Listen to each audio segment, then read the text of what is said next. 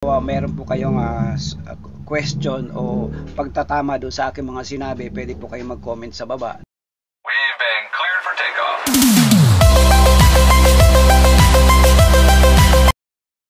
Okay, ito nga po yung dalawang klase ng booking nila. Yung isa is regular booking o kaya immediate booking. At yung isa naman ay saver booking. So, ano-ano nga ba yung mga booking na to? So, papaliwanag ko kung ano yung immediate booking. So pag sinabi natin immediate booking, ito yung booking na pick and go. So halimbawa, pag naka-pick up ka, go ka na agad. So pick and go ang tawag dyan sa immediate booking kasi immediate nga siya. So minsan kadalasan yan kaya nagbibigay ng tip si customer dahil po sa pick immediate nga po. Ito nagbibigay siya ng tip o kaya minsan may surcharge siya.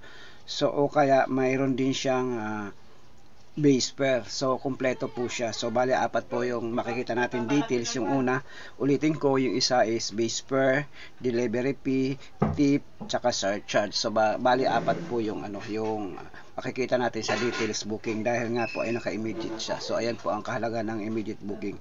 And then dahil nga po binigyan ng pagkakataon na lalamove na mag-double book si mamang driver, pwede po siyang mag-double book kahit po mayroon na siyang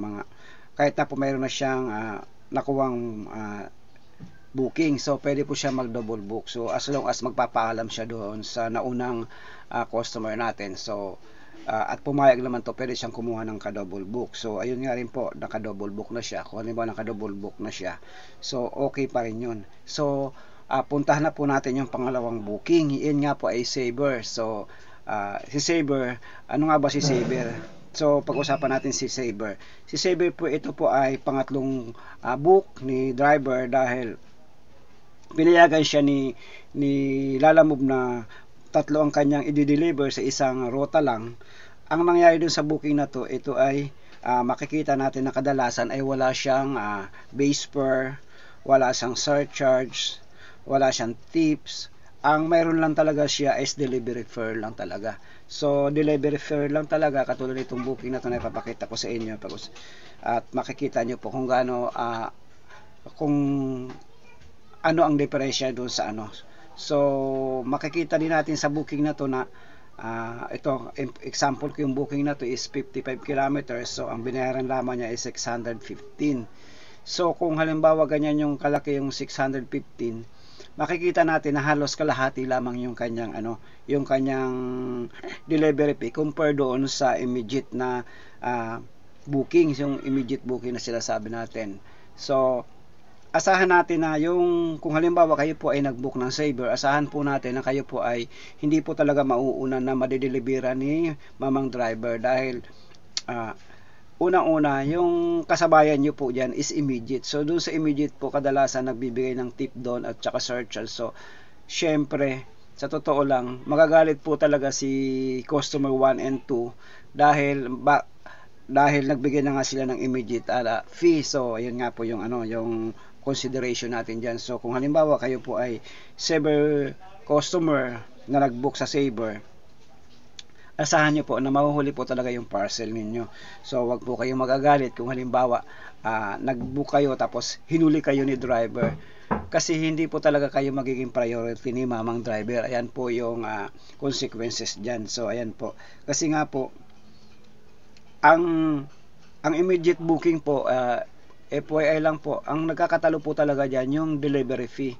So ang delivery fee po kasi ng immediate booking sa akin po, kasi 300 kilograms yung aking dinideliver, as 20 pesos per kilometer. So pagdating naman po sa Saver, yung delivery po ng Saver is lumalabas lamang po na 10 pesos per kilometer. So talaga pong 50% po yung cut ng delivery fare ninyo. Tama, delivery fee ninyo. So yung delivery po ninyo 50% po yung yung matitipid nyo. So imposible naman po na una pa po kayo doon sa nagbayad ng 20 pesos per kilometer. So yan po dapat natin i-consider na mga kadahilanan kaya po tayo ay medyo huli po talaga sa mga delivery. So napakalaking bagay po kasi talaga na mayroong delivery na Saver, dahil kung wala po yan, yung mga customer na medyo nahihirapan sa mga delivery fee,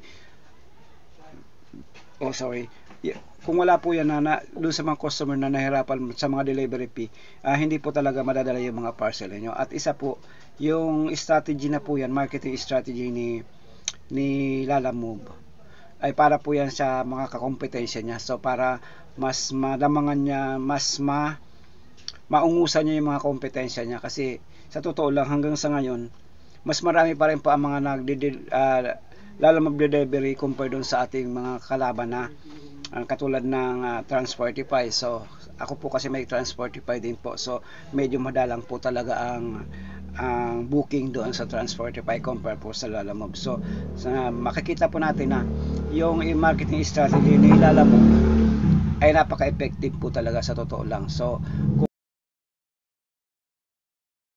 dahil ito po ang aking mga sinasabi, iba sila man po sa aking karanasan sa pagiging isang Lalamove driver. So ako po ay mahigit 3 taon na nagiging Lalamove driver, at ito rin po ang aking dito rin pa ako kumukuha ng aking mga bayarin sa aking sasakyan, at saka sa panggastos po sa aking panggastos po sa aming araw-araw sa bahay. So ayan po yung diyan po natin kinukuha yung mga diyan, mga delivery. So hindi ko naman sinasabi na lahat dito natin so pandagdag din, isang malaking bagay rin po yung pagiging isang Lalamove driver, dahil malaking bagay po ang makadagdag sa mga gastos natin sa pang-araw-araw.